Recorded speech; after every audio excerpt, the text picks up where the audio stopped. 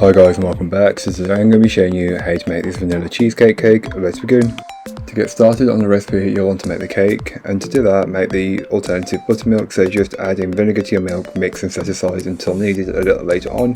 Then into a mixing bowl, place in your flour, your sugar, followed by your baking powder and bicarbonate of soda, then mix together until they are fully combined. You don't necessarily need to do this, but I like to do it as it just helps to combine all of the ingredients, and just keep whisking or mixing until it's fully there. Then you can go ahead and add in the buttermilk alternative that you made, followed by the oil. Then not forgetting to add in the vanilla extract, and just mix until it's all been fully incorporated and you have a solid cake batter. It should be pretty liquid as this is a very liquid mix. Once you've got that, you can then give the bowl a good scraping down, and this is just to incorporate any bits that may not have been fully worked in from earlier on. So don't forget the very top and the very bottom of the bowl. This is normally where it catches for me. Then you can go ahead and divide the cake batter between two cake tins, and you can do it by eye or you can use a scale. I use a scale, but feel free to eyeball it, whichever works best for you. Then place this into your preheated oven and bake it up. All that information will be in the blog post, which will be linked down below, so don't forget to check it out if you're interested. Then you can go ahead and make the icing for the cake. So it's really simple. Grab yourself a stand mixer or a large mixing bowl and place in the cream cheese, followed by the icing sugar, then add in your vanilla, and just whisk this until it all is very well combined and the mixture has thickened, and it will be very stiff peaks, and that's what you're looking for. So just keep whisking until you achieve that. It doesn't take too long, maybe about 3 to 5 minutes depending on the speed, but the higher you whisk it, the quicker you'll get there. Once you've done that, you can then give the bowl a scraping down, and this is just to incorporate any bits that may not have been fully worked in from earlier on.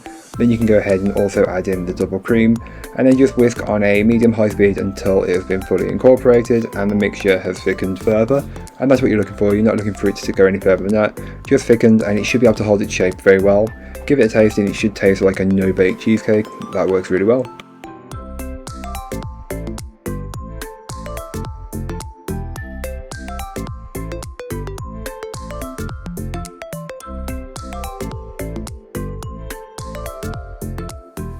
So to start the assembly of the cake, grab your plate, board or stand and pipe a blob of icing into the centre and press your first layer of cake on top.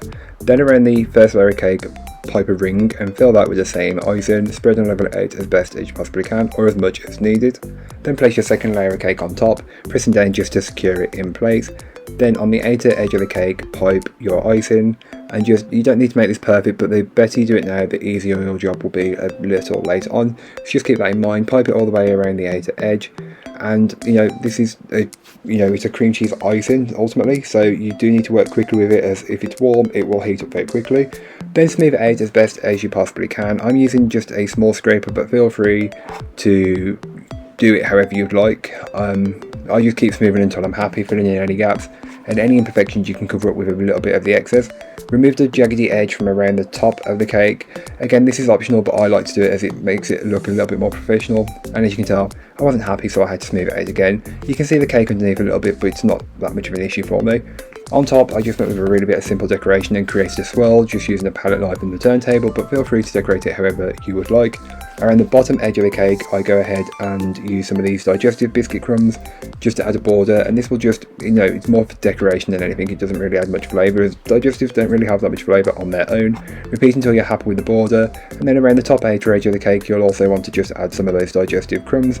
But again, this is completely optional and you can decorate the cake however you would like. After decorating the cake, I recommend chilling it for around half an hour. Then you go ahead and slice it up into as many or as few pieces as you like. Here is what mine look like, just vanilla cake with a cream cheese icing.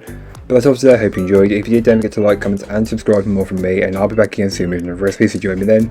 In the meanwhile, don't forget to check out the description. I'll be linked to this recipe, a link to my blog and links to all my social medias. But that's all for today. I hope you enjoyed. Bye guys.